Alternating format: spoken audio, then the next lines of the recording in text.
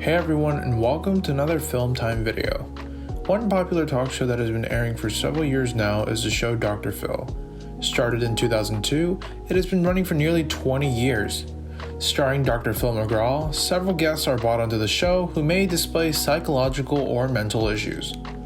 Dr. Phil is then tasked with shedding light on whatever problem they may struggle with and getting them the proper help that they need.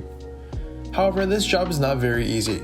To have to deal with multiple people of very intense and radical views must be a tolling task to do in front of the entire world. As you may expect, this kind of mental activity may result in some feelings of despising your job. Unfortunately, Dr. Phil is no different. Why would he feel this way? And how does he treat his guests to express it? Let's find out in the topic of today's video. This is the truth about why Dr. Phil hates his job. Get ready, because you're about to see some information that will expose Dr. Phil's true feelings. But before we begin, don't forget to like and subscribe to this video. Now let's dive right into the video. First, it's important to understand that Dr. Phil is not a real doctor. While he does have a PhD in psychology and has used a license, he is no longer a licensed psychologist and cannot legally practice in the state of California. This is where he films and lives his show. Why did he leave the profession? We're not sure, but this career was hurt badly in 1988 by a scandal.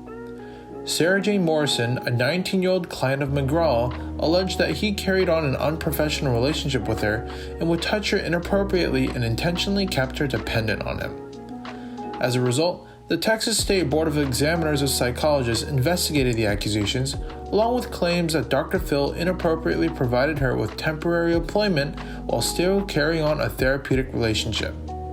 The board punished him and assigned a psychologist to monitor his practice and required him to take an ethics class and a complete psychological evaluation. Whatever the reason may be, Dr. Phil is no longer a licensed psychologist, nor does he have some time.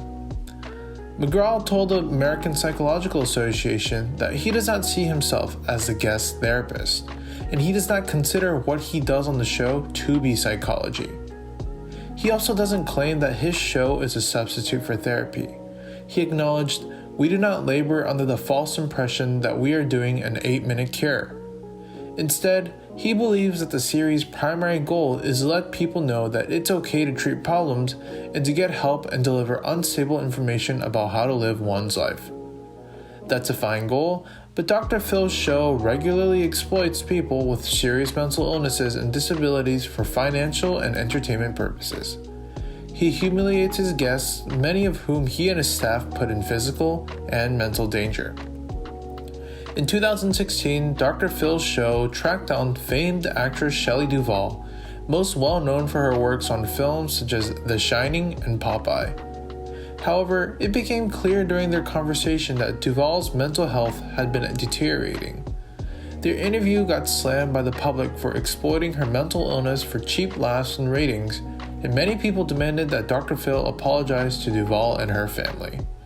Vivian Kubrick, the daughter of Stanley Kubrick, wrote the show that was purely a form of lurid and exploitive entertainment.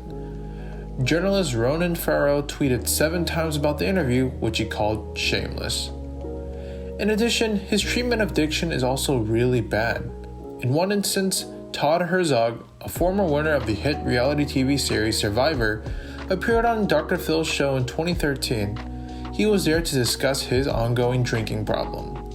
However, he was so drunk that he had to be carried onto the set and lifted into a chair. Before you wonder why a supposedly trained psychologist did something cruel as to put a man too drunk to walk on national television, first consider the immoral and unethical actions that led to this situation. According to Herzog, he was set up. His dressing room came with a full bottle of vodka. After drinking all of it, a staff member supposedly handed him a Xanax, which he took before coming onto stage. Herzog also claimed that when he appeared on the show again in 2014, he once again found vodka placed in his dressing room. Clearly, Dr. Phil hates his job and the people on his show, going out of his way to sabotage them. So what did you think of our video?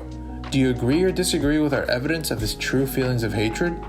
Make sure to let us know down in the comments below and tune in next time for another Film Time video.